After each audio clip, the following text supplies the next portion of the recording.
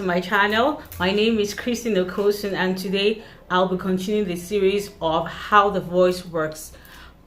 So if you have not yet subscribed, make sure you do that. Click on the notification bell to let you know when I upload a new video. So in continuation of how the voice works 2 series, I will be talking about the vocal folds. Of course, you can't talk about the larynx in isolation of the vocal folds because they play a role in singing. Now, please, the vocal folds themselves are a highly specialized combination of muscles and muscles, ligaments, and mucus. Let me just say this before I continue. Scientifically, there's nothing like vocal registers, but because humans and our way of doing things, we potentially want to categorize the feelings of how this note goes as we're singing, singing across the scales, up the scales or down the scales. So more scientifically speaking, what we have is cracks or breaks or flips. But scientifically, there is no such thing as vocal registers. Please, that being said, I would like to also mention that at adduction, that is when the vocal folds come together, which is the right way it ought to come together when you want to sing. The harmonics are more, but if it doesn't close up properly, then we won't have much harmonics. That is during adduction. Then in adduction, the vocal folds pulls apart, and that is what we have necessary for inhalation. It is not enough to just think, oh, okay, thickening muscles, the TA muscles, and then the cricothyroid, the C cricothyroid, the CT muscles, or put them into such category. We also have to consider the acoustics and then the breath, because you have to take the adequate amount of breath, and then the formants is considered, the acoustics is considered as well. Though it's a good step to put them into this category of the CT muscles, the TA muscles, but seriously, it goes beyond that, or rather scientifically, it goes beyond that. Like Eric Caruso was known to have thick vocal folds, and by the time they checked his larynx, ordinarily, the doctor just told him, "What do you do for a living?" And he said he wants to be a singer, and the doctor told him to look for another profession, because looking at his vocal fold, that wouldn't be a main determinant for his singing. But he conquered that, and he did not just sing tenor or bass. He could sing tenor and he could sing baritone, and that is because he's been able to use his instrument very well. It is not the size of the vocal folds per se, though he had very thick vocal folds, but he was able to have the maximum breath management and understanding of the acoustics to sing effortlessly. So before I veer off, let me continue on my How the Voice Works series, talking about the larynx and the role of the vocal folds, and then giving you some exercise. So please, if you have not yet subscribed, what are you waiting for? Click on the subscribe button, hit the notification bell to let you know when I've uploaded a video, and then I'll drop some notes after this. I'll be right back. So let's jump right into the exercise. When you hear a sound that is tight, squeezed, or forced, forza, when you see someone singing forza, tough, wait, too much energy there, what is likely happening is, at the laryngeal level, the TA, which is the thyroid arytenoid muscle responsible, the thickening muscle for the thickened sound, the big sound, is active, and then the vocal fold is being squeezed excessively, maybe squeezed excessively. So how do we correct that? So I'll give you some exercises. Let's start from the first one. 1, lip rolls with just air. This is what I mean.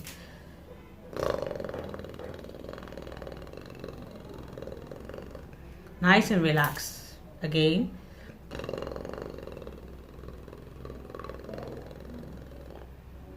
The next step is lip roll with air, with sound at the back. This is what I mean.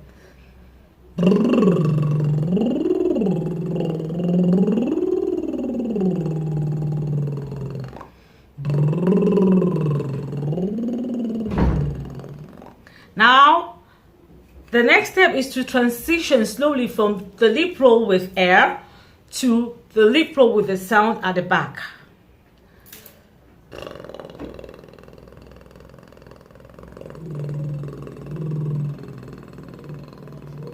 Let's do that together. This is a way of correcting a sound that may be sounding squeezed, tight, or forza, so forced sound. So let's do that again with air and then transition into air with sound behind.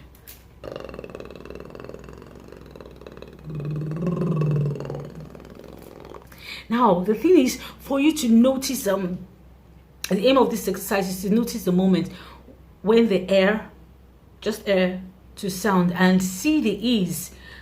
Is the transition forceful or is it easy?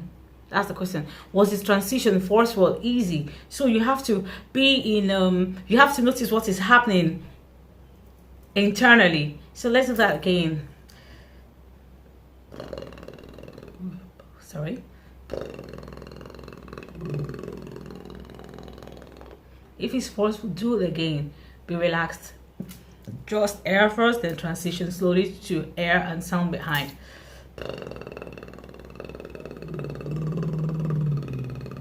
Good. Good. Because the thing is, once you breathe in properly, your larynx will descend. Please note, the descent of the larynx is not a must that it has to descend down, and there's a limit to which scientifically there's a limit to which the larynx can descend up to. Although a lot of people said Enrico Caruso, when he sang, that the larynx disappeared. I don't know about that, but yes, I know there are some abnormalities to whatever science says, and okay, and if we won't go by science, that means we're actually stopping our abilities to break records and create. But what I'm saying is, know the right thing to do. That's why science is here to help. But at the same time, do not be limited in your creativity, but don't put the second one before the first. Okay, so now let's do that again. I've heard of again. So let's do that. When you breathe in, make sure you're breathing in with ease. Don't forget, if you've not seen my video on breathing, I did some series on breathing. It's so important. Go back to that video, then you know the proper way to breathe. And again, the descent of the larynx, is depends on the kind of style or color you want to paint. So let's get right into it again and observe if the transition was forceful or easy. Good. This will help to correct any squeezed, buzz sound or tight sound. Now the second one is to drag the words. For example, wait,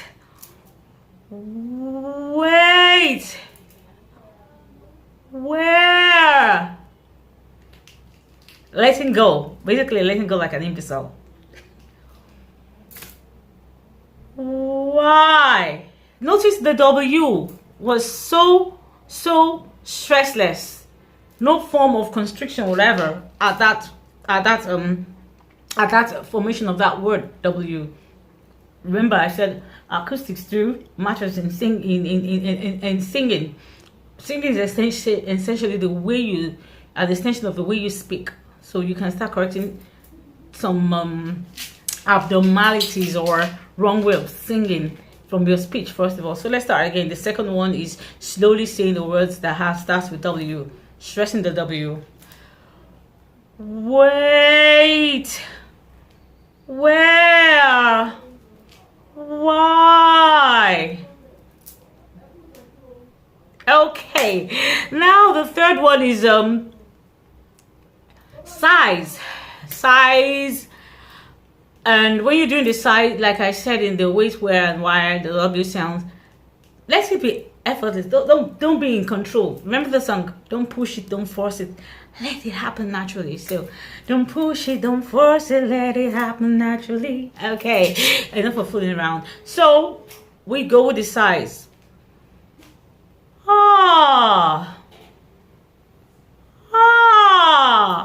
Don't force it. So breathing calmly. You know, once the sound is fake, not genuine, and you have a lot of glottal interference, and when it's just free.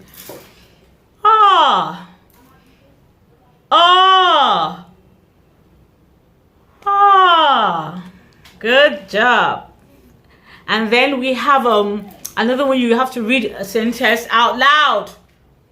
I like that a lot because the Italians speak freely. I like using the Italians as an example. They speak freely. They talk freely. Ah, bella, bella. Like we had some Italians perform with us when we did what's this opera called again? Guillaume Tell, and one Italian was with us, and she just speaks freely. So just read out the sentence, read out the story freely, and talk freely. Very, very free. Be very free with the way you talk. No restriction, no constriction. Just be free. Now the next one is the vocal fry. Just basically open your mouth and let the air come out in cracks like this.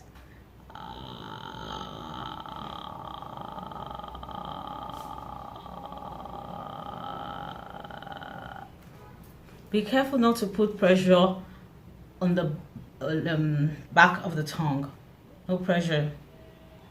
Be careful not to put pressure, because the aim of this exercise is to discourage pressure whatsoever. So pressure that will now translate to forced, squeezed sound, tight sound. So let's go.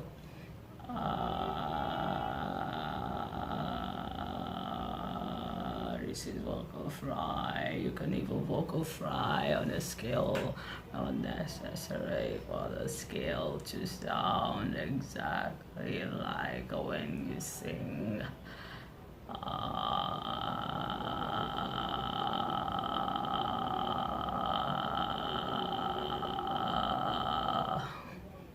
Do that again. Notice the ease at which constriction in the throat is highly discouraged with vocal fry. Vocal fry is your real voice anyway. Someone said that and I was like, what? Wait a minute. But I got to understand later that it discourages any form of squeezing, excessive squeezing of the vocal folds. So you can run a scale with that. But don't expect the scale to sound exactly like when you are singing. So let's go again.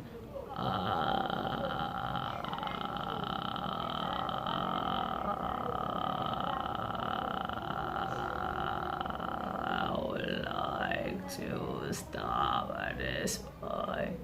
Hey, after that, you feel so free. Now the next one is nasal exercise. Why nasal? Nasal. Okay, when you go think nasal, you feel there's a bit more pressure. But thing is the nasal consonants and then straw phonation. That's why I have a straw here. This is a straw for my drink bottle from my mason jar. Helps to relieve first of all, nasal consonants can help vocal folds to come together. So let's first use the let me see what example we'll do in slides. Like meow, meow, meow, meow, meow. And another one is the NG sound. When you say the NG sound, they're like in singing, ringing. You don't go singing, ringing.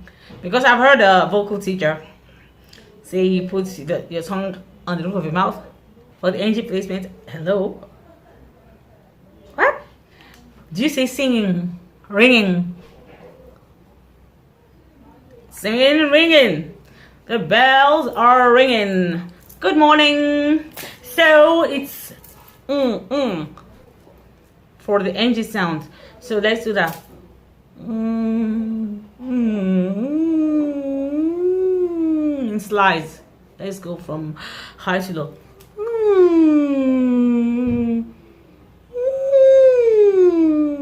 Then low to high.